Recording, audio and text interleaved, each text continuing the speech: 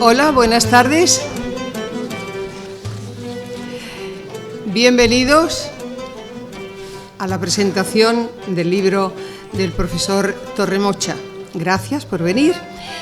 Y yo voy a dar lectura a un escrito que ha confeccionado nuestro amigo y nuestro profesor del Ateneo, Pepe Veneroso, que por motivos familiares no puede estar aquí con nosotros. Así que yo soy su voz esta tarde. Ya dice así: motivos familiares ineludibles impiden que esta tarde esté aquí como hubiese sido mi deseo. Sé que dejo la exposición de este texto que escribo en buenas manos y agradezco sinceramente su lectura. Estábamos expectantes ante la publicación de la nueva novela de don Antonio Torremocha Silva, que pone fin a la trilogía que comenzó con La Cruz de Belisario y que tuvo su continuidad en La venganza del rey bastardo.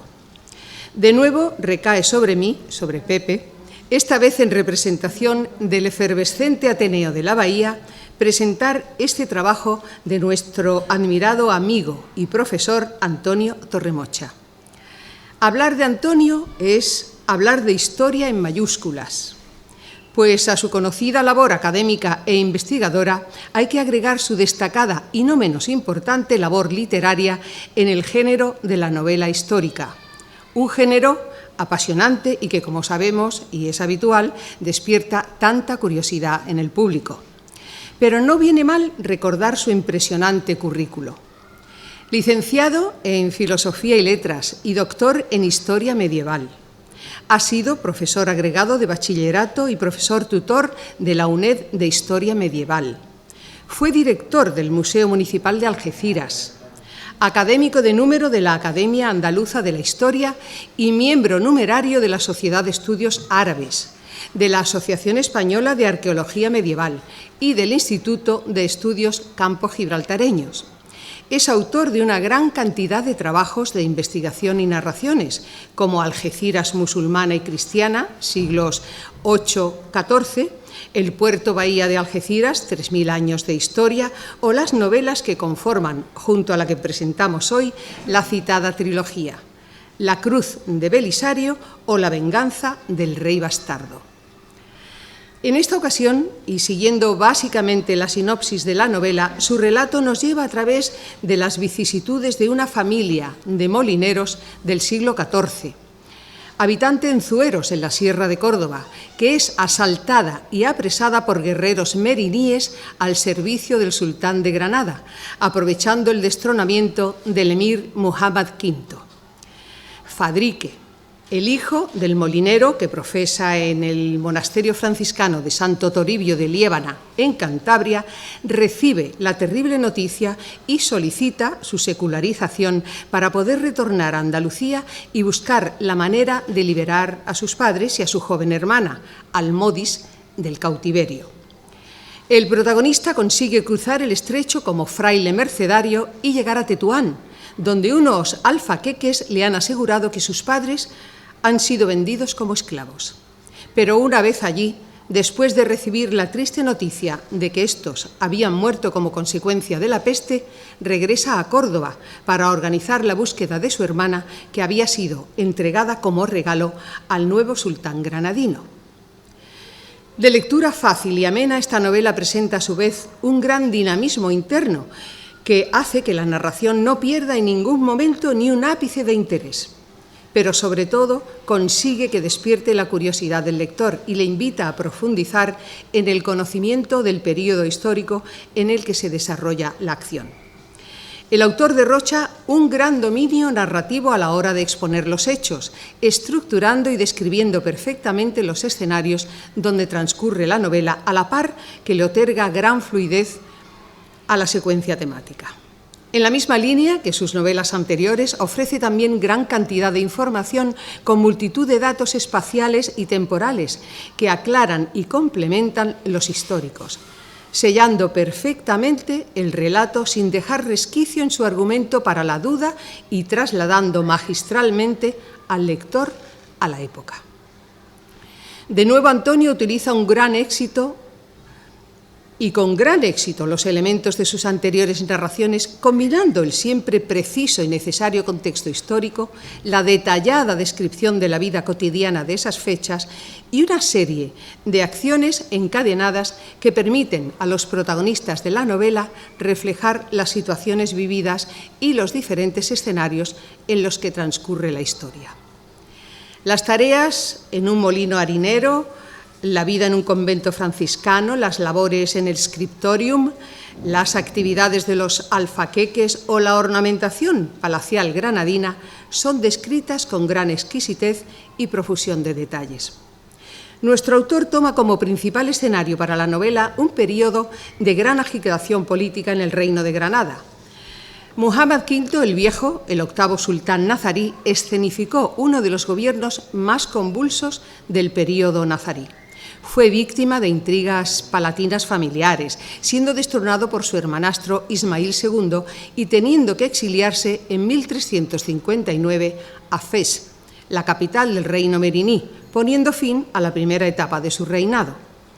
Una etapa tranquila y próspera que contó con la decisiva participación de su chambelán Abu al-Nu'ayn Ridwan, un cristiano converso al Islam, del historiador que llegó a ejercer como visir Ibn Yatib y de Yahya ibn Omar ibn Raúl, jefe de las tropas mercenarias magrebíes al servicio de Granada.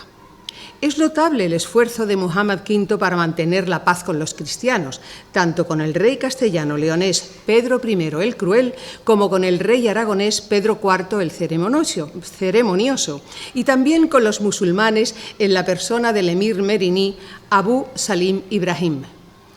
Esto fue posible hasta el año 1358, cuando se rompen las hostilidades entre castellanos leoneses y aragoneses, tomando el dirigente granadino partido por los primeros. En 1361 regresa a la península y se instala en Ronda con la intención de recuperar el trono.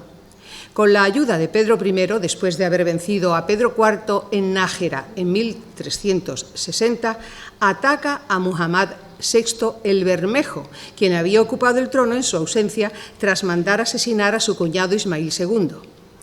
Después de una serie de sucesos, entre estos el rechazo de gran parte de la población granadina a Muhammad VI y con la intervención directa del monarca castellano-leonés, Muhammad V accede de nuevo al trono en el año 1362. Durante esta segunda etapa, el reino nazarí vivió un periodo de gran prosperidad y estabilidad como nunca antes se había conocido, marcando en todos los aspectos el apogeo de la dinastía nazarí. Una muestra de su esplendor es sin duda el conocido como Patio de los Leones de la Alhambra de Granada. Quedaron a su regreso renovados los tratados con el reino Castilla-León y el meriní de Fez, pero el enfrentamiento entre Pedro I y Enrique de Trastámara le sirvió de pretexto para que los musulmanes granadinos realizasen algaras por tierras cristianas, argumentando la condición de vasallos de Pedro I.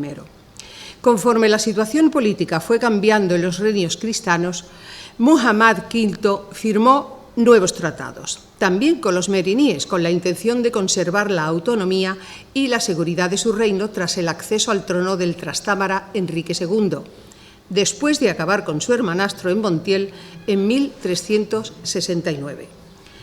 Muhammad V, aprovechando el desorden existente en Castilla, conquistó Algeciras en ese mismo año, un enclave en manos cristianas desde que Alfonso XI la tomó, y 5 años después, en 1374, conquistó Gibraltar, que se hallaba en poder de los meriníes, hecho que en poco tiempo significaría la total destrucción de Algeciras por orden expresa de Muhammad V. Por otro lado, Antonio Torremocha profundiza en algunas cuestiones sumamente importantes en época medieval, como sin duda son el de las órdenes religiosas, en concreto la franciscana, y sobre todo la mercedaria, que tanto protagonismo adquiere en esta novela y que había sido fundada en 1218 en Barcelona. Fue esta inicialmente una orden militar compuesta por laicos y clérigos, con el fin específico de rescatar a los prisioneros cristianos en poder de los musulmanes. El período de mayor expansión y crecimiento se corresponde con los siglos XIII al XV, cuando se producen numerosas fundaciones en la península ibérica, auspiciadas por el avance repoblador, la nueva organización social y la reconquista confesional de su territorio. En realidad es en el siglo XIV, período en el que se desarrolla esta novela, cuando se produce la pérdida del primitivo carácter militar que la orden presentaba. Una de las disposiciones de la orden, el cuarto voto, instaba a todo mercedario a quedar como rehén en caso necesario, intercambiándose con el cautivo, particularmente si preveía que éste iba a abjurar de su fe. En Andalucía, los mercedarios no se llegaron a extender tanto como en otras zonas en las que sí se fundaron numerosísimos conventos. Como curiosidad, resalto que tenemos noticias de la presencia de los mercedarios habitando una pequeña ermita en 1586 en Gibraltar. Poco después, a principios del siglo XVII, en la capilla del convento madrileño de Nuestra Señora de los Remedios, 4 frailes inician el camino de la Reforma, adoptando un nuevo hábito de tejido más vasto y descalzándose, al cambiar sus tradicionales zapatos por unas sencillas sandalias. Esta reforma en el seno de la comunidad mercedaria, que conllevó la vuelta a una mayor austeridad y sencillez de vida, a la par que pasa a ser denominada Orden de la Merced Descalza, es muy significativa para nuestra tierra, porque el primer convento fundado por esta orden fue el conocido convento de la Almoraima, en el año 1603. Para ir finalizando, diré que es de agradecer por el lector la inclusión de un glosario que recoge términos específicos de la época de difícil identificación en nuestros días. Es buena recomendación empezar por su lectura, pues facilitará la comprensión del texto. Desde luego, Torremocha consigue a través de sus novelas 3 importantes objetivos: despertar la curiosidad del lector, transmitir conocimiento histórico y proporcionar el entretenimiento que toda novela debe ofrecer. Una cuestión a destacar es que habitualmente Torremocha concede al estrecho de Gibraltar cierto protagonismo, también a su ciudad natal, Algeciras, lo cual nos acerca a una realidad histórica que resulta más próxima y familiar para los campogibraltareños, circunstancia muy de agradecer y que nos hace sentirnos aún más implicados en la lectura. Por último, solo falta señalar que Antonio Torremocha nos regala un relato sumamente interesante desde el punto de vista histórico y magníficamente redactado, cuya lectura os invito a disfrutar. Te felicito, Antonio, por esta nueva novela y muchas gracias por estar aquí con nosotros. Muchas gracias a todos.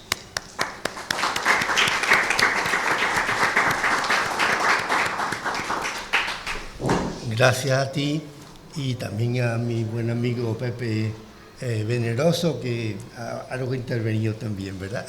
Todo. Bueno, antes de empezar a hablar un poquito de la novela, aunque ya ella, mi compañera, ya nos ha explicado algo bastante de la misma, pero quería hacer unas puntualizaciones. Pero antes quiero decir lo siguiente: quiero dar la enhorabuena a los miembros y a los organizadores del Ateneo de la Bahía, porque yo, que llevo 15 años perteneciendo a un Ateneo, no voy a decir cuál, puedo decir que en varios meses el Ateneo de la Bahía ha realizado 20 veces más actividades que en los 15 años que yo pertenecía al otro.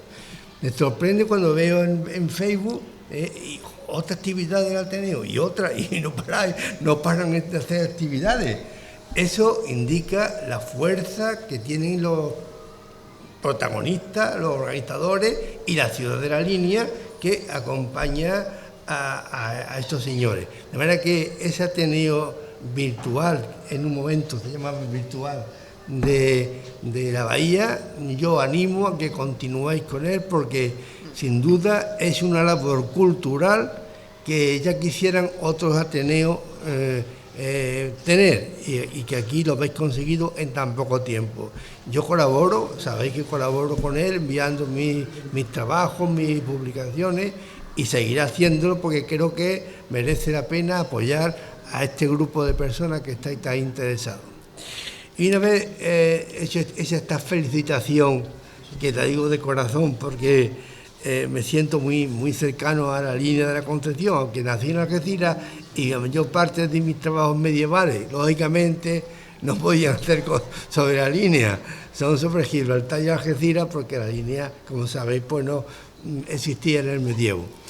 Pero con mis conferencias a través de la UNED para adultos, para personas mayores, que he dado ya creo que 7 o 8 años continuos, y que eso me ha permitido tener un grupo, sobre todo de mujeres, en las que más acuden, mayores, que son mis seguidoras a través de Facebook y a través de los correos electrónicos, y cuando escribo mis novelas. Lo que pasa es que hoy no veo por aquí, creo, a ninguna, no sé, pero es porque ya el día que firmé en abrir el libro, la mayor parte de ellos vinieron ya a comprar el libro en ese día, ¿verdad? Bien, y una vez hecho este inciso, decir lo siguiente. Todo historiador, y yo me considero un humilde historiador, que llevo 40 años dedicado a este oficio, primero como maestro de escuela, que empecé siendo maestro de escuela en Castellar de la Frontera, lo que me permitió escribir un libro que te he mandado para que lo tengas, sobre el convento de las Moraimas, sobre Castellar. Pero a partir de ahí, pues me licencié en Filosofía y Letras por Málaga, me doctoré en la UNED de Historia Medieval, y he estado los últimos 30 años escribiendo e investigando. Tengo publicado 25 o 30 libros y cientos de artículos. Pero llega un momento, y ahí es donde quería hacer hincapié, en que hace algunos años pensé lo siguiente. Digo, he estado trabajando 30 años de mi vida escribiendo un montón de libros, cientos de artículos científicos, y, por ejemplo, ¿a quién le interesa la cerámica musulmana estampillada de Algeciras? Pues le interesa a 25 o 30 especialistas, nada más. Pero me di cuenta que si me dedicaba a la narrativa histórica, también estaba haciendo historia, pero que llegaba a cientos de personas que compran las novelas. Por tanto, para mí tiene una ventaja, y es que ya no tengo que investigar en los archivos ni en mi biblioteca, sino que como todo está aquí dentro, pues me pongo en el ordenador y voy escribiendo mis novelas con una gran tranquilidad, mucha satisfacción, me divierto muchísimo, y además pues hago que las personas, mis lectores, tengan acceso no solamente a las aventuras que cuento, sino que de una manera subliminal ellos se están impregnando de la historia del Reino de Castilla y de León, o del Reino de Granada, o del Estrecho de Gibraltar. Es decir, todo historiador debe tener, que se dedica a la novela histórica, debe tener una doble finalidad. Por una parte, que el lector se divierta, y por tanto hay que introducir un montón de aventuras. Los personajes que yo, en las 3 de mis novelas de la trilogía, si la leen verán que son una aventura, y además tengo la habilidad de que al final de cada capítulo siempre dejo abierto algo para que el lector diga, oh, yo quiero seguir a ver qué le pasa a este hombre, ¿verdad?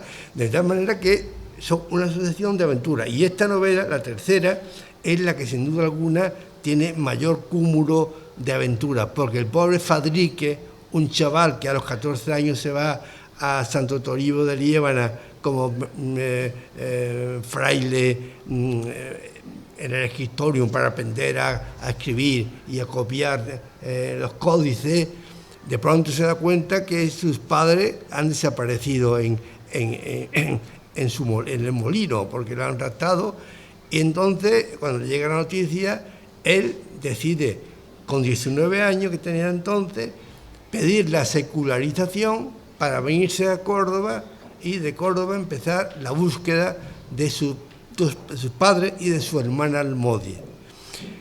Tenía 19 años. Pues bien, las aventuras que este hombre va a pasar, este pobrecillo, porque va hasta estar en prisión en el Maristán de Granada unos años incluso, perseguido, y al final lo van a descubrir, porque llega incluso a aprenderse el Corán y las costumbres y la lengua árabe para poder ir a Granada, porque imaginaos que no era fácil entrar en la Alhambra, en la ciudad palatina. Ahí solamente era exclusiva para una minoría, que hacía un pobrecito cristiano que no sabía hablar árabe en Granada buscando a su hermana cautiva. Por tanto, he estado durante un tiempo estudiando árabe, aprendiendo las costumbres granadinas, la forma de vestir, la alimentación, todo, para marchar a Granada y pasarse por musulmán. Y se va allí como en una mezquita que atienden a las personas pobres y a los enfermos. Ahí consigue que lo acojan y él comienza a investigar a ver de qué manera va a poder ir a la Alhambra, que quizás tu hermana está allí cautiva. Pues bien, por desgracia, y una nota un poco triste y a la vez curiosa, y es que tiene dos amigos musulmanes de su misma edad que van al zoco para de vez en cuando robar alguna frutita y tal, porque eran unos indigentes, ¿verdad? Pues se le ocurre, estos dos musulmanes muy creyentes, amigos suyos, se le ocurren ir a bañarse al río Genil y se desnudan para bañarse. ¿Qué ocurre? Que uno de los musulmanes dice: tú no eres musulmán, porque no tienen la circuncisión esa, y al pobre descubren que es cristiano de esa manera tan burda. Los cadíes y los jueces de Granada lo van a castigar severamente por haber asumido la verdadera religión según ellos, y condenado al Maristán a 7 años de prisión. Bueno, no cuento más porque eso consigue escapar de la prisión, pero fijaos que hasta los 10 años de venirse de Santo Toribio de Liébana no consigue llegar a culminar su búsqueda. No voy a explicar de qué manera, pero que está 10 años de aventura en aventura, intentando de alguna manera, hasta que consigue entrar en la Alhambra y llegar a ser allí un personaje de cierta importancia. Ya lo veréis si lo leéis. Y a los 10 años de estar en la búsqueda, después de que sus padres han muerto en Tetuán, va a conseguir el objetivo que se había propuesto cuando se viene de Santo Toribio de Liébana. Eso es una pequeña resumen de la novela, porque ya creo que mi compañera aplicó bastante del contexto histórico, porque una cosa muy importante que lo decía antes, como historiador me encantaba hasta hace unos años pues escribir mis artículos sobre la cerámica musulmana, sobre las murallas de Algeciras. Qué bien lo pasaba, con 100 notas a pie de página, un año entero trabajando. Bien, pero eso ya no me llena. Ahora me llena más la novela histórica. ¿Por qué? Porque cumplo 2 objetivos. En primer lugar, lo ha dicho mi compañera, que se lo ha comunicado Pepe Veneroso, el que el lector se divierta con la aventura que se cuentan unos personajes que son, la mayor parte de los principales personajes son ideados por el autor, pero la trama histórica alrededor de estos personajes es real. Muhammad V, su chambelán, el alfaqueque de Córdoba, los frailes de Santo Toribio, todos son seres reales, el mercenario que le ayuda a ir a Tánger. Entonces, esa aventura hacen que al lector pues, le encante leer y se divierta, pero al mismo tiempo, como he dicho antes, de una manera subliminal, está aprendiendo historia. A lo mejor con mis libros totalmente eruditos, la gente no lo leía porque es pesadísimo, pero en cambio va a aprender perfectamente cómo era Granada, porque no solamente... Y otra cosa importante del historiador que hace novela histórica, porque no todo el mundo puede hacer novela histórica. Hay que tener un profundo conocimiento de la época. Por ejemplo, a mí me dicen ahora, oye, ¿por qué no hacer una novela histórica sobre el reinado de Isabel II? Y, bueno, yo no podía, sí podía hacerlo, ¿cómo? Después de estar 10 o 12 años leyendo, estudiando, investigando sobre el reinado de Isabel II. Pero para la medieval eso no lo necesito. Y sobre todo, importante, conocer todos los elementos circunstanciales del periodo, los nombres de los personajes, su forma de comportarse, las armas que utilizaban, las vestiduras, la alimentación. Ya veréis que ahí, cuando se hace pasar por musulmán, tienen que, al fin del Ramadán, tienen que comer en la fiesta del día el final del ayuno, en la fiesta participa, y yo describo ahí los alimentos que ponen sobre la mesa las musulmanas aquellas para... Pero claro, tú no puedes poner que está tomándose un gazpacho con tomate, porque hay que tener en cuenta qué alimentos eran los característicos, los que existían y los que esos musulmanes producían. Lo mismo que las vestiduras, aparecerán nombres de aljubas, de camis, toda una serie de... Yo por esto decía a la compañera que conviene leer el glosario final, donde yo coloco el significado de esas palabras que son muy típicas, muy características, pero desconocidas. Por tanto, un historiador que hace novela histórica tiene que estar muy bien puesto en toda una serie de elementos. La forma de la defensa estática, las murallas, cómo era el material empleado, las armas que se utilizaban en los asedios, todo eso, ¿por qué? Para no meter la pata. Voy a contar una anécdota. Hace unos años leí una novela de un afamado novelista histórico andaluz, le voy a decir el nombre al pobre, pero me sorprendió el siguiente. Este hombre, en esta novela describía la huida de los moriscos granadinos en 1500, creo que era 2 o 3, que huyen de Granada y se vienen a Marbella a coger un barco para buscar refugio en Marruecos. Hoy día Tetuán y varias de las ciudades cercanas, la mayor parte de la gente que va con ellos se llaman con nombres nuestros, Torres, Sordo, tengo yo amigos que llaman Sordo, Torres, porque son descendientes de los moriscos que fueron huyendo de Granada, ¿verdad? Pues bien, este novelista, cuando describe la huida de estos moriscos de Granada a Marbella para coger el barco y ir a marchar, no se le ocurre otra cosa que decir que descansaron en un bosque de eucaliptus. Lógicamente, el eucalipto es un árbol australiano que llega a Europa en el siglo X, a finales del XVIII. Luego, en 1500, no podía haber bosque de eucaliptos cerca de Marbella. Es decir, el historiador, yo procuro no introducir, no meter la pata de esa manera, porque algún error tiene que ir, pero hay que procurar, para hacer una novela histórica, tener en cuenta la herboristería, la alimentación, los vestidos, las armas, los caminos que había, el nombre de las ciudades, todo eso hay que tenerlo en cuenta.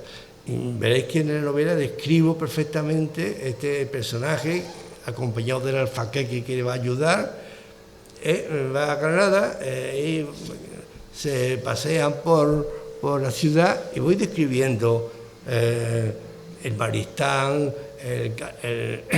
el Corral del Carbón, la Lóndiga actual, el Darro, todo el Albaicín, donde tenía vivienda el Albaqueque, todo eso. El que va leyendo al mismo tiempo va a aprender también el urbanismo nazarí a través de la novela. Lo procuro hacer de una manera poco complicada, con palabras más bien no muy técnicas, para que el lector lo asimile perfectamente. Bueno, y poco más, solamente decir que os agradezco que estéis aquí oyéndome, que esta novela es la tercera de la trilogía, pero la primera y la segunda, que ha comentado mi compañera, están basadas en el reino de Castilla y León, también en el siglo XIV. Pero esta, que al que yo le tengo más cariño, porque se desarrolla en el reino nazarí de Granada, en el reinado de Mohammed V, que fue, como ha dicho ella, un reinado brillantísimo, que la gente desconoce todavía. ¿Cuándo se da cuenta de lo importante que era? Cuando va a Granada y ve la Alhambra. Y esto lo tuvieron que hacer gente de una gran categoría. Fadrique, una vez que abandona la cárcel y el Maristán, por una circunstancia de la vida que no voy a contar, termina en la Alhambra de artesano del yeso, porque había aprendido en Santo Toribio de Líbana a escribir los pergaminos, y va a llegar a Granada y le va a encargar que haga inscripciones en yeso para la Alhambra. De manera que, bueno, yo estoy descubriendo cosas que no debería, pero quiero decir que esta novela, el que la lee se divierte por la aventura, bueno, y también se divierte y también se entristece, porque hay algunos capítulos bastante tristes, como es cuando él va ilusionado con el mercenario a Tetuán y va a buscar a sus padres cautivos, y el judío que lo había comprado a los dos, le dice, los llevó al cementerio y le enseñó la tumba. Dice, ahí están tus padres. Sí, pobre, imaginaos el golpe que para ese muchacho fue hacer ese viaje hasta Tetuán para encontrarse con ese panorama. De manera que hay cosas tristes, también el final es muy alegre, ya veréis por qué. Él consigue todos los objetivos que se había prometido a sí mismo, y de esta manera pues hago una novela que creo que de las tres es la mejor, y sobre todo para mi gusto la que tiene más aventura, la que tiene más variedad temática. Y con esto, si alguien quiere hacer alguna pregunta, estoy a su disposición, sobre el Reino de Granada, a nivel novelístico, histórico también, lo que queráis. Solamente agradeceros vuestra presencia y decir, si alguien quiere adquirir el libro, pues la novela se la firmo. Pero también, si alguien desea interesarse por algo de la novela o de la historia de Reino Nazarí, estoy a vuestra disposición. Muchas gracias.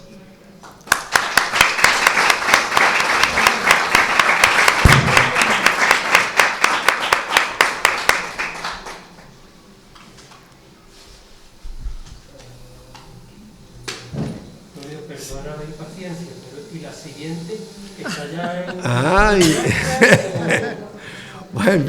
Bueno, la trilogía ha terminado, pero os comunico que la siguiente novela está terminada ya. La envío a Almuzara, que hoy no he dado las gracias a Editorial Almuzara, que es la que en cuanto que le mandé el original en PDF, Manuel Pimentel, ¿acordáis? Que era el ministro y el dueño de Almuzara, me mandó un correo a los 15 días. Antonio, me ha encantado la novela, te la publicamos. Y entonces esto me ha animado para rápidamente empezar a hacer la siguiente. Pero esta le va a gustar más a Manuel Pimentel, que es cordobés, porque se titula El bibliotecario, y es la historia de el director de la gran biblioteca que Al-Hakam II fundó en Córdoba, con 200.000 ejemplares, la más grande del mundo islámico y occidental, famosísima, que los cronistas cristianos y musulmanes la ponderan por encima.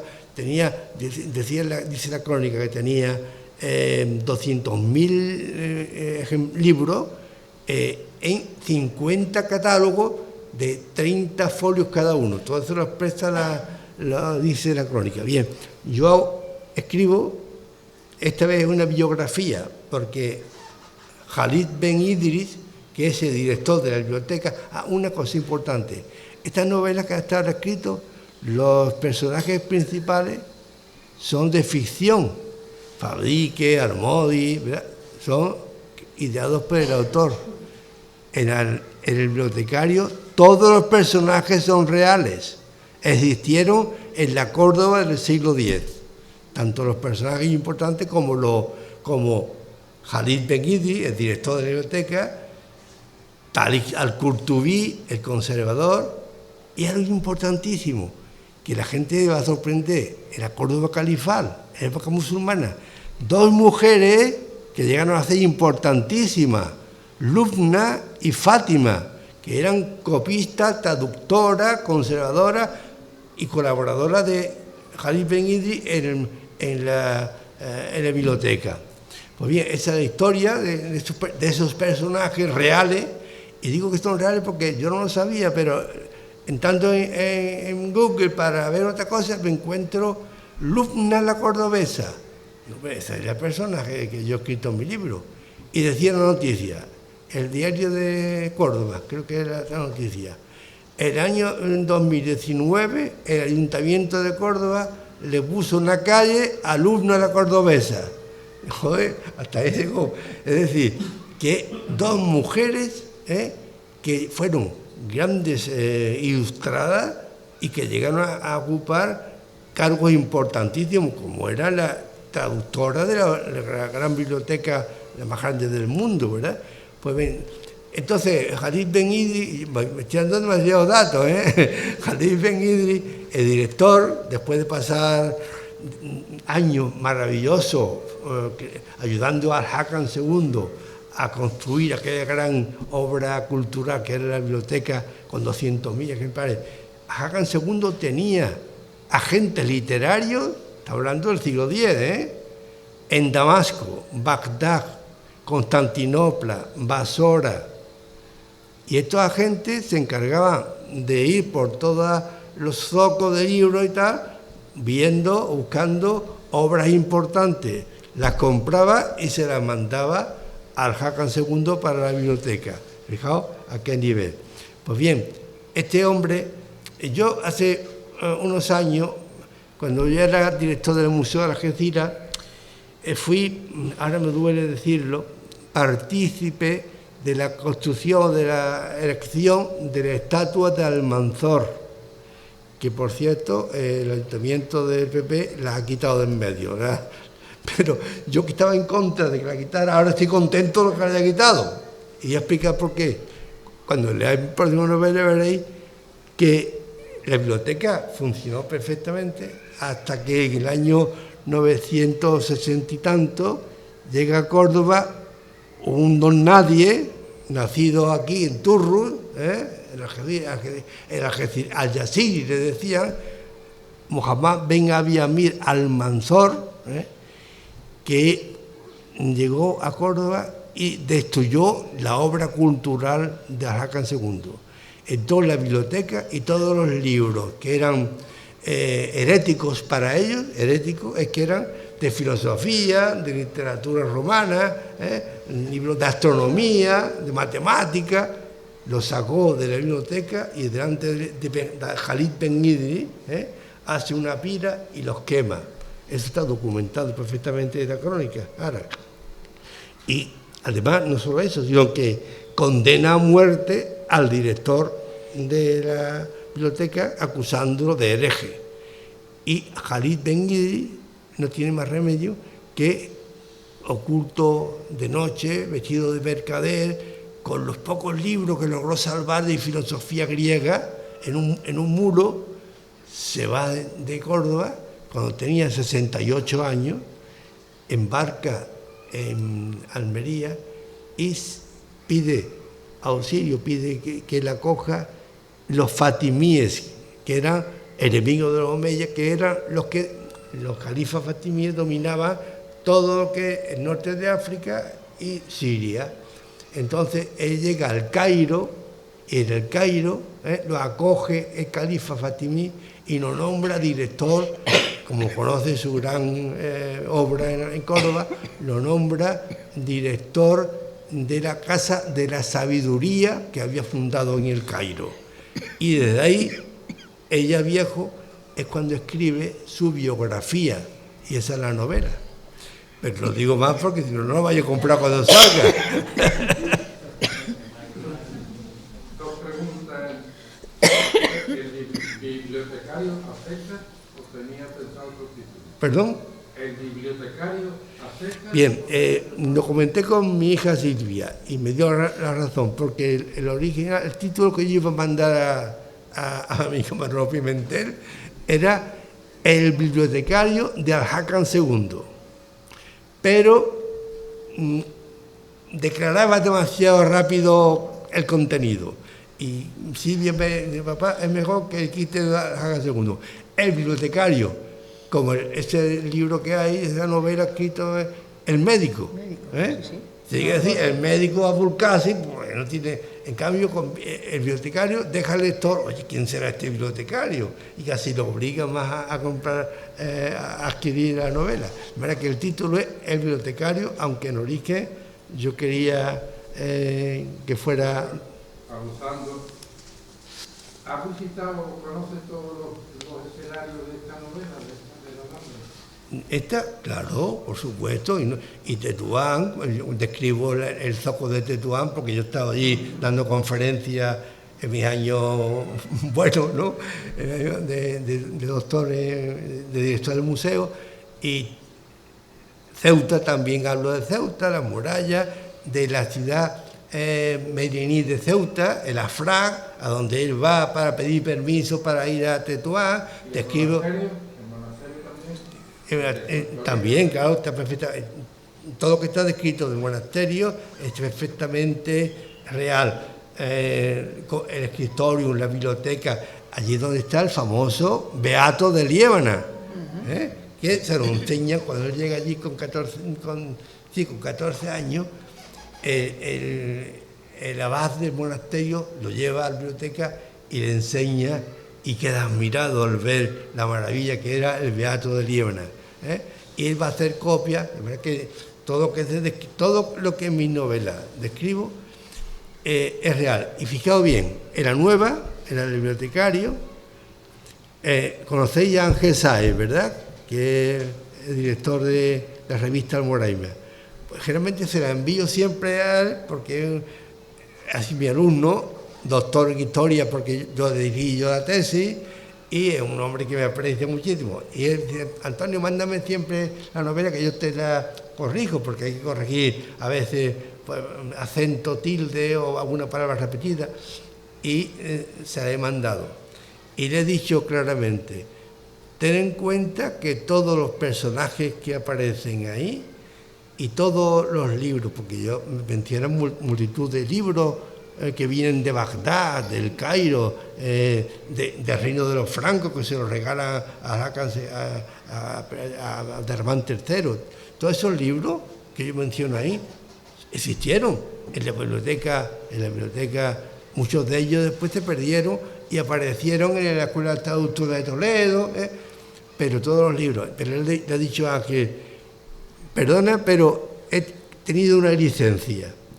De todos los libros que se mencionan ahí, todos aparecen en las crónicas árabes como que estuvieron en la biblioteca, menos uno que yo he querido introducir, que es el libro cuarto de la poliorcética de un tratadista romano llamado Vegecio. Vegecio fue un tratadista romano que yo lo conocía porque cuando escribí mi tesis doctoral sobre las murallas de Algeciras, tuve que consultar la obra de Vegecio, que está traducida, en la que habla de las máquinas que se utilizaban en los asedios y cómo se hacían las torres para que no le atacaran el enemigo, el tipo de armas utilizadas. Todo eso lo escribió Vegecio en el siglo IV después de Cristo. Y eran las armas que utilizaban las legiones romanas. Y eso se había perdido. Entonces apareció en el siglo pasado, lo tradujeron y yo lo utilicé para mi tesis doctoral. Y ahora una copia en latín llega a Córdoba y la traduce, el director la traduce para darle al ejército califal todas esas armas, ¿verdad? Pero eso es una licencia mía. Es el único libro que no estuvo en la biblioteca de Jaca II. ¿Alguna pregunta?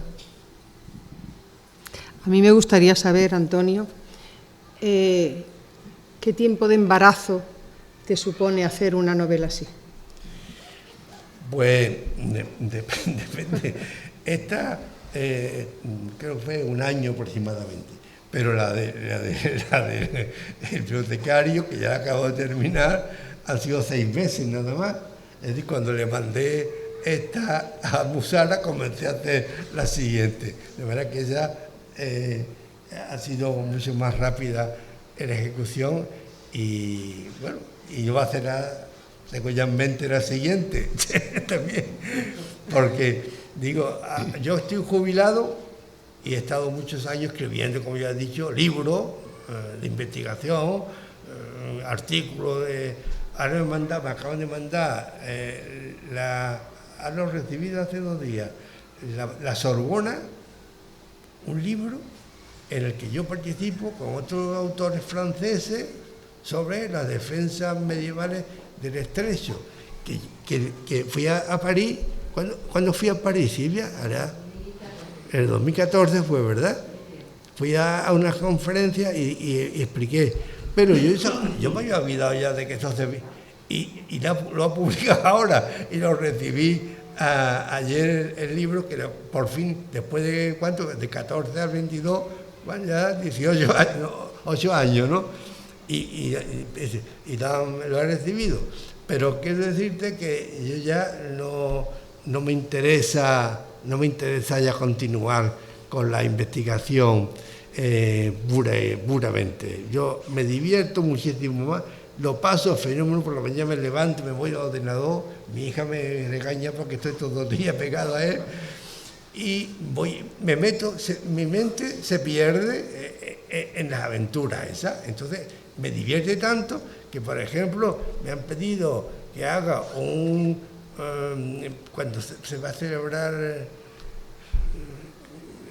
creo que este año que viene, el almirante de aquí de la zona me ha pedido que haga un trabajo y una conferencia sobre Antonio Barceló.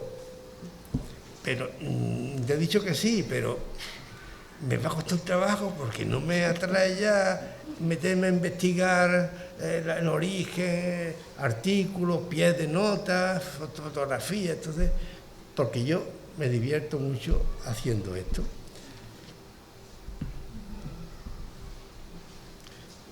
Vale, ¿no? Pues sí. Pues nada. Qué suerte poder tener tanto conocimiento para poder hacer eso en 6 meses, porque yo tardaría 6 años. Lo que pasa es que, aunque soy doctor en historia medieval, mi especialidad de verdad es al-ándalus. O sea que donde yo más tengo aquí dentro es todas las crónicas árabes de al-ándalus, del siglo VIII hasta el siglo XIV. Entonces es donde yo mejor me muevo. Yo te he dicho antes que si me encargaran una novela sobre Isabel II, no la haría, porque me refiero porque no hay que ser historiador para escribir una novela histórica. Puede escribirla alguien, como he dicho antes, que esté 8 o 10 años escribiendo. Es que voy a citar, creo que hace ya en el año 70 y tanto, fue cuando Mika Gualtari publicó Sinué el egipcio. Creo que fue en el 70 y tanto, ¿verdad? Yo lo compré rápidamente, porque es una de las mejores novelas históricas que jamás se han escrito. Bueno, mucho mejor que el rollo este de Ken Follett, que es un rollo más patatero. La de Sinué el Egipcio es una de las mejores novelas que yo he leído. Bueno, pero oí unas declaraciones que hizo Mika Waltari y dijo lo siguiente: yo no sabía nada de la historia de Egipto, pero antes de escribir la novela he estado 10 años leyendo y aprendiendo cosas de Egipto.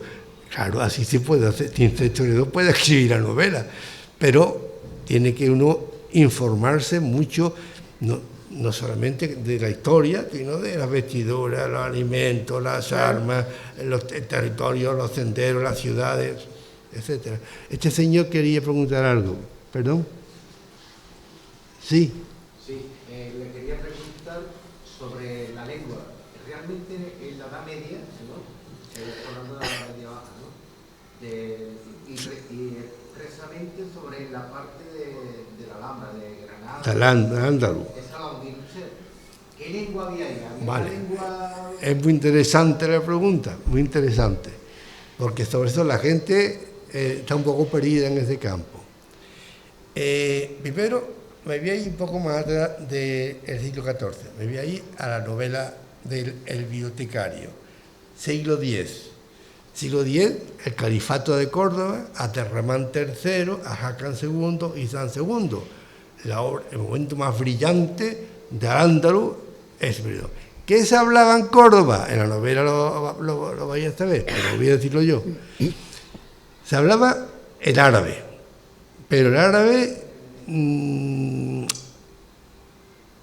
dialecto andalusí ya, porque cuando los musulmanes vienen, los que hablaban árabe de verdad, el árabe clásico, eran la gente de Oriente, de Siria, y del siglo VII, VIII, IX.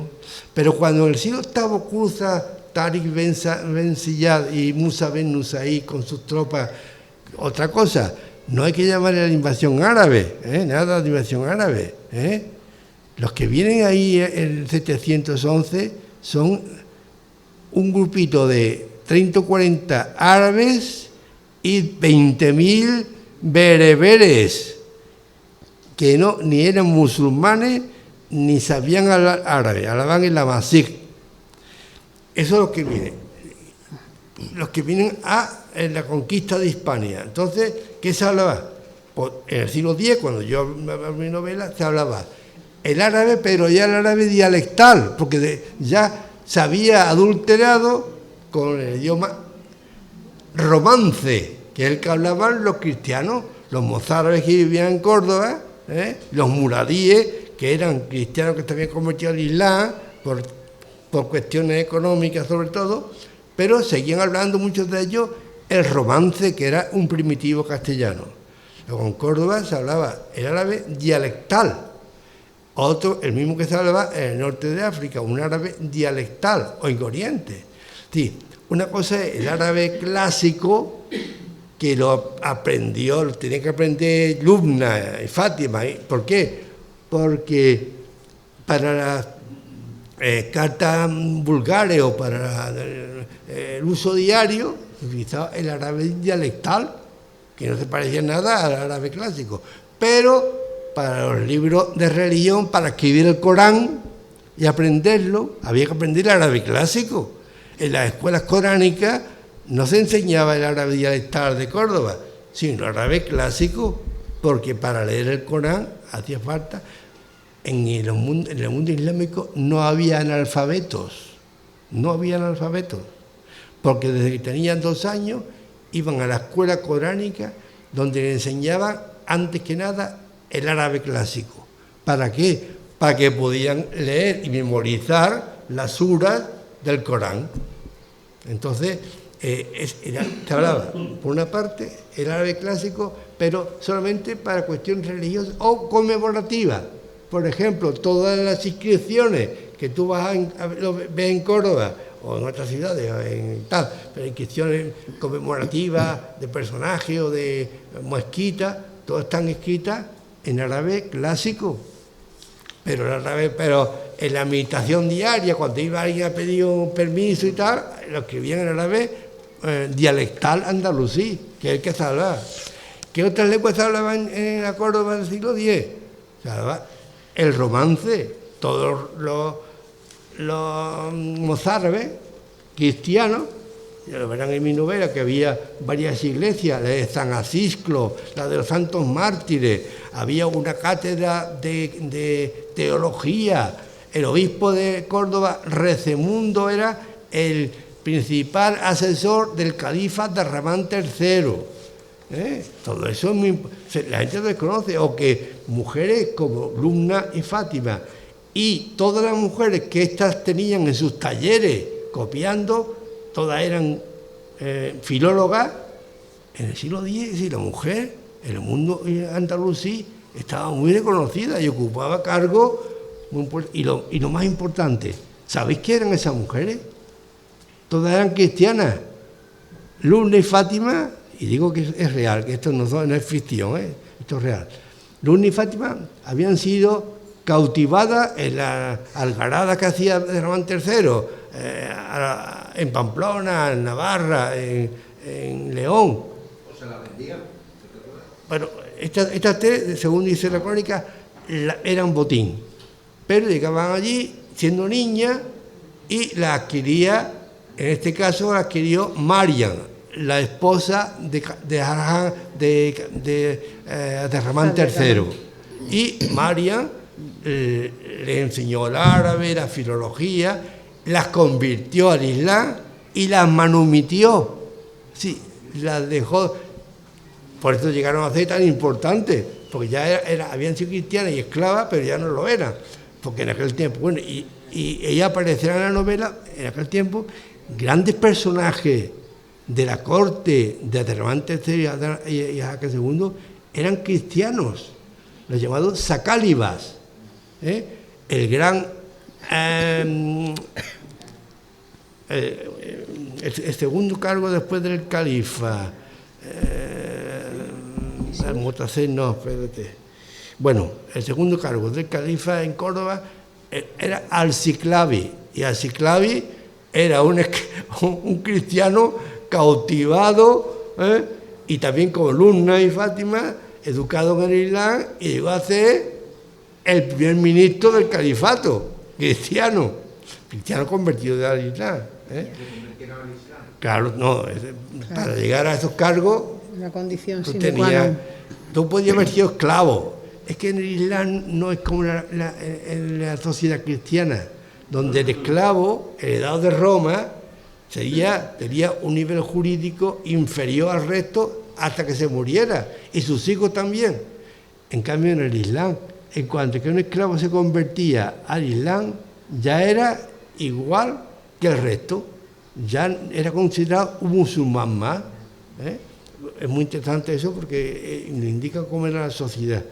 Por ejemplo, el gran almirante de Abderramán III, Muhammad al-Rubai, también he leído las crónicas y lo he metido en mi novela, que había sido tomado preso en una guerra contra los gallegos y con 15 años fue capturado. Lo mandó el califa a Almería y allí se metió a aprender cosas de construcción naval. Lo manumitió y llegó a ser almirante de la escuadra califal. En fin, todo eso la gente del común no lo sabe. Luego, ¿qué lengua se hablaba? Árabe clásico para aprender a leer el Corán, que era fundamental. Todo niño tenía que aprender árabe clásico para poder leer el Corán, porque un musulmán tiene la obligación de rezar las aleyas y por tanto tiene que aprender en la escuela coránica, ¿verdad? Lo que pasa es que en Córdoba, y no es como ahora, que bueno, se dedican a otras cosas los musulmanes, en Córdoba, aparte de las escuelas coránicas, cuando el niño terminaba la escuela coránica, entraba en la madrasa. En Córdoba había 10 madrasas, que es la universidad, 10 madrasas. Jalib Ben Idri estudió en la madrasa Kabira, es decir, la grande, la mayor, pero había 10 madrasas privadas. Entonces, en la madrasa se aprendía. Había 2 escuelas, la escuela de humanidades y la escuela de ciencia. En la escuela de humanidades se aprendía filosofía griega, historia antigua, latín, griego, y en la de ciencia, aritmética, matemática, astronomía. En la novela se menciona como el gran astrónomo de Córdoba va a enseñar a Jalí ciertas cosas que le va a sorprender. Y por tanto había una universidad en Córdoba, con otro nombre, claro. Por eso cuando a veces yo leo, y lo leemos, propaganda marroquí, la primera universidad que existió, la de Fez, la primera universidad que fundió fue la de Córdoba, en tiempos de Abderramán III. ¿Quién me pregunta?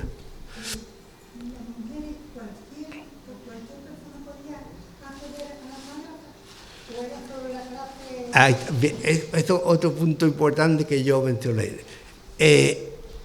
Los ulemas y alfaquíes, había unos moderados, pero la mayor parte de ellos eran intransigentes, y procuraban que se llevara a cabo a término toda la normativa de las áreas.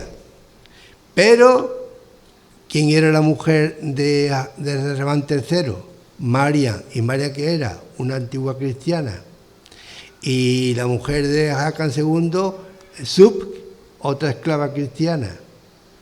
Por tanto, los califas de Al-Ándalus van a ser tolerantes con las mujeres, Y, por ejemplo, lo que pasa es que hasta cierto punto, por ejemplo, yo en mi novela voy a hablar como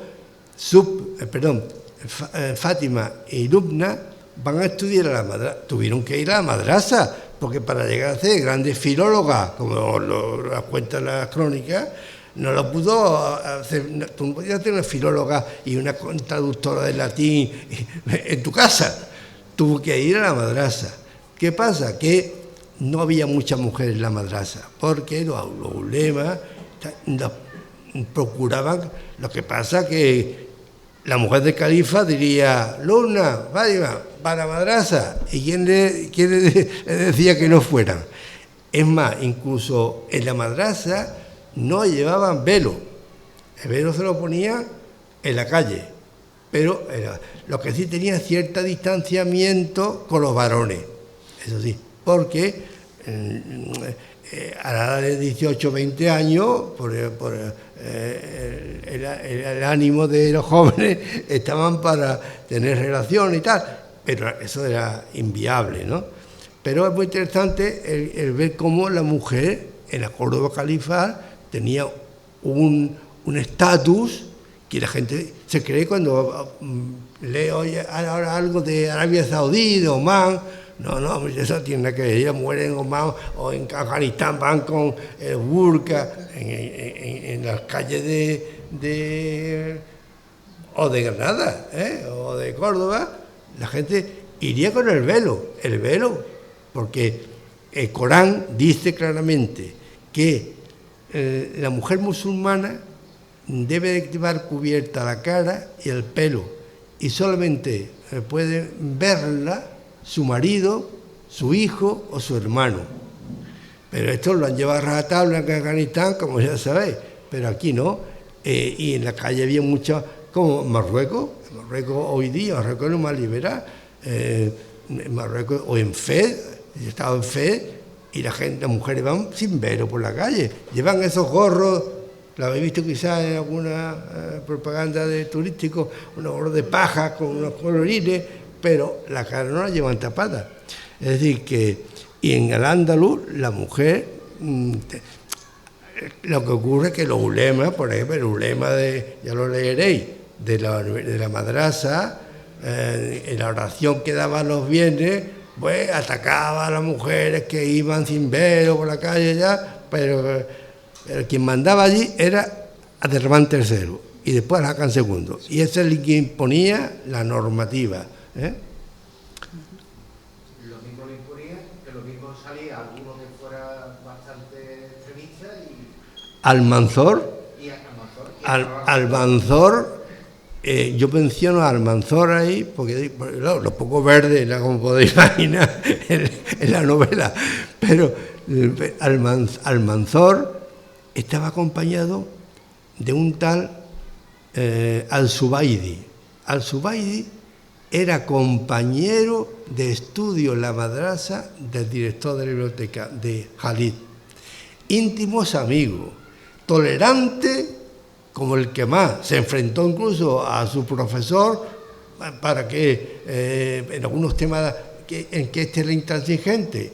Pues bien, Al-Zubaydi, cuando llega al Almanzor, se convierte en visir intransigente y escribe un librito que se llama Cómo descubrir a los heréticos. Y fue el que junto con Almanzor va a quemar los libros de la biblioteca. Es decir que hasta Hakan II, porque ¿quién hereda después el califato? Hisán II. Hisán II era un niño de 9 años cuando es nombrado califa. ¿Quién mandaba en la Casa del Poder? La Dar al-Mulk, en la ciudad brillante. Yo le llamo en mi novela Ciudad Brillante, que era su nombre. Lo de Medina Zahara es un nombre popular, pero era su nombre, la traducción en árabe, Ciudad Brillante. Bueno, pues en la Casa del Poder, la Ciudad Brillante, quien mandaba, el califa era Hisán II, el niño, el hijo de Hakan II cuando murió este. Pero quien ostentaba el poder de eso era su madre Sub y Almanzor.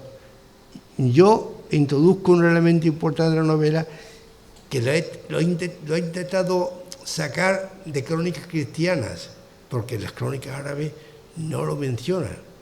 Y es que Almanzor tenía amores, era amante de la esposa del califa, de Sub, porque ¿cómo se explica que un individuo, un don nadie que llega de aquí a los 16 años y de pronto se haga amiga de Sub y ésta lo lleve a ser dueño de la ceca, cadí de Sevilla, visir? Porque había algo más ahí, había algo más. Lo que pasa es que las crónicas árabes eso lo obvian un poco, ¿verdad? Pero, bueno, todo eso se verá, era así. Por tanto, me explica, ¿qué pasó? Pues que a partir de que muera Hakan II, toda su maravillosa obra cultural se viene abajo porque los ulemas intransigentes, es más, se menciona también ahí a un tal Al-Imar al-Zarakusti. Al-Imar al-Zarakusti, Al-Imar significa en árabe el burro, y el Zarakusti es de Zaragoza. Pero yo explico ahí que en Al-Ándalus, Imar no significa burro como en nuestro concepto, sino persona muy esforzada. Y eso, pues, sabemos por las crónicas que este Imar al-Zarakusti estaba en Córdoba y era un gran astrónomo y comenzó a hablar de la teoría heliocéntrica en el siglo X, Y Almanzor lo condenó a muerte por hereje y tuvo que coger el camino, como hizo Khalid, y refugiarse en Sicilia hasta que murió, porque él quería matar a Almanzor. Todo eso, la historia que conocemos, no lo cuenta, Ya lo contaré cuando Almuzara me lo publique. Bueno, estoy dando una conferencia de Al-Ándalus, Y no he cobrado la conferencia. No. Bueno, ¿hay alguna pregunta más? Venga. Esto está muy interesante, verdaderamente. Es que es una etapa verdaderamente desconocida, incluso para los historiadores, porque los historiadores escriben con una tendenciosidad pro-cristiana, pro-castellana, y olvidan la grandeza y la tolerancia que hubo. ¿Qué pasa? Que la tolerancia se acabó. Eso que nos cuentan ahora han inventado las 3 culturas, ¿no? Lo habéis oído, ¿no? Es un rollo patatero, es mentira. Nunca hubo 3 culturas. los hebreos sí estaban por los árabes. Claro, vamos a ver. Es que no... Se habla de la circuncisión. No, la circuncisión es algo básico del hebreo. Y del árabe, de los dos. Y del árabe. De los dos. El árabe- Sí, los árabes también. Todo en Marruecos, a todos niños, al cabo de unos días, cortan ahí el prepucio. Es decir, pero no he terminado lo que usted me está preguntando. Lo que se hablaba, dicho, el árabe dialectal, el árabe clásico para leer el Corán, el romance que lo hablaban los cristianos, y se me olvidaba un tema, y el hebreo, que la habla, porque en Córdoba había varios miles de judíos viviendo en la judería, algunos famosos, y también se hablaba. Lo que pasa es que el hebreo se fue perdiendo, porque los mismos sabios y escritores judíos escribían en árabe. Entonces, seguro que en su casa, seguían hablando hebreo, pero en sus Maimónides y compañía, lo que nos ha dejado escrito es en árabe. que leer Torá también. Sí, claro, hombre, en la judería de Córdoba, todavía, si va ahí, os enseña la iglesia judía, una sinagoga, os enseña la sinagoga que hay, una de ellas. Hubo más de 10 sinagogas en Córdoba, donde pues, los judíos se reunían para leer la Torá y todo. Pero cuando estos judíos como Maimónides, Averroes, todos estos famosísimos, escribían sus obras, no las escribían en hebreo, las escribían en el lenguaje que había llegado a ser importante, que era el árabe, ¿verdad?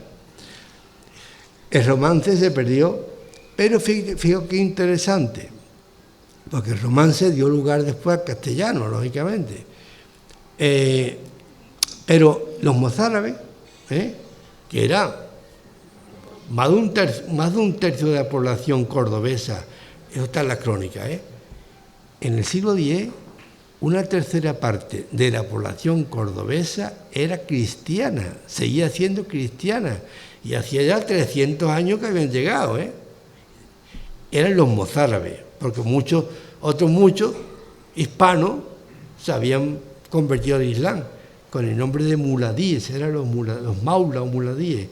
Y yo digo en la novela, y porque lo he leído en la crónica, que no se convirtieron al Islam por convencimiento, porque eran cristianos, sino porque los gobernantes musulmanes eran muy listos, y tenían una norma que era un impuesto que se llamaba el harash, y el harash era un impuesto sobre la propiedad de la tierra y de la vivienda que solo lo pagaban los cristianos y los hebreos. Por tanto, muchos dirían, yo que me convierto mañana al Islam y no pago, ¿verdad? Pero, ¿qué ocurrió? Hubo tolerancia, como digo, todo el siglo X, incluso con Almanzor, tampoco se atrevieron a atacar a los mozárabes, porque era una fuerza importante y culta. Pero, al comenzar el reino de Taifa, en el año 1002 muere Almanzor y comienza una guerra civil en Córdoba. Los sacálibas cristianos, los guerreros cristianos, los guerreros andalusíes y los bereberes que se trajo Almanzor, porque aquí no había guerreros bereberes. Aquí en el siglo XIV sí, pero en el siglo X no. Pero Almanzor, que era muy listo, como no se fiaban de él, la Jasa de la aristocracia cordobesa, que eran gente importante, los militares cordobeses lo veían como un don nadie, no se fiaban de él. ¿Qué hizo él? Aprovechando que va a la guerra de África, se trae 5.000 guerreros bereberes y los instala en Córdoba a su nombre, era su ejército. Y con el tiempo, cuando va Almanzor a llegar al poder y comienza a atacar los reinos cristianos del norte, Navarra, Santiago de Compostela, llevaba soldados del Chum. El Chum eran las fuerzas andalusíes, y llevaba también mercenarios cristianos y un gran número de mercenarios bereberes. Entonces, cuando muera Almanzor, sería aquí la de pandemia, y habría guerra civil entre los sacálibas cristianos los mercenarios bereberes y los guerreros andalusíes puros de aquí, una guerra civil. Y de esa guerra civil se disgrega el califato y nacen los 26 reinos de taifas, que lo habéis conocido, ¿verdad? Bien, pero todavía en las nuevas taifas todavía hay tolerancia, porque habían heredado la manera de ser del califato, hasta que en el año 1086 llegan para ayudar a los taifas contra los Alfonso VI, que estaba ya atacando del norte y comiéndose el terreno a los musulmanes. De África viene un señor con sus tropas, Tasufín, Yusuf ben Tasufín, el emir almorávide. Y un año más tarde viene otro más todavía más integrista, los almohades. Y todos los mozárabes que vivían en el Andaluz no tienen más remedio que o pierden la cabeza, o se convierten al Islam, o tienen que emigrar. Y la mayoría emigraron. ¿A dónde emigraron? Viajen ustedes a Toro, Zamora, y verán las iglesias mozárabes, porque ahí a donde fueron, se refugiaron todos los mozárabes huyendo, pero iban con la cultura hispano-árabe, hispano-musulmana.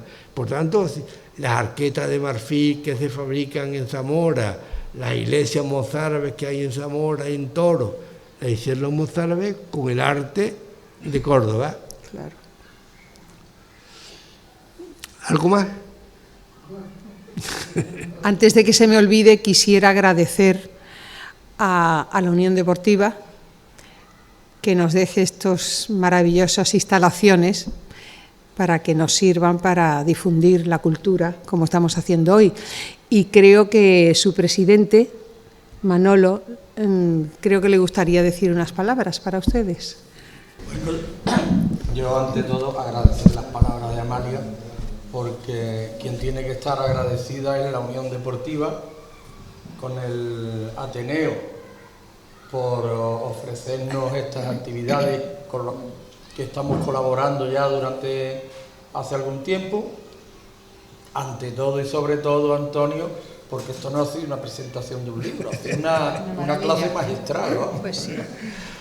Y como tú has dicho bien, una conferencia. Cuando queráis, encantado. Vengo para hablar, porque claro, todo lo que he dicho aquí son elementos salteados, pero de cada uno de ellos se puede hacer una conferencia. Claro, sí.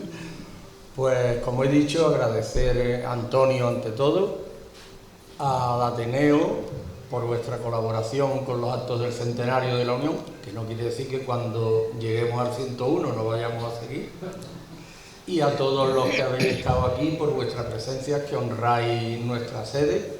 Agradeceros a todos que hayáis venido. Muchas gracias. Yo también quisiera, si me lo permiten, agradecer a la librería Ares, que también es un factor importante, que colabora con nosotros, con el Ateneo, y que siempre tenemos aquí a Gloria toda la tarde para que ustedes, si quieren, puedan adquirir este maravilloso libro. Muchísimas gracias a todos y perdonen los errores que he tenido porque es que no estoy bien del todo. Muchísimas gracias.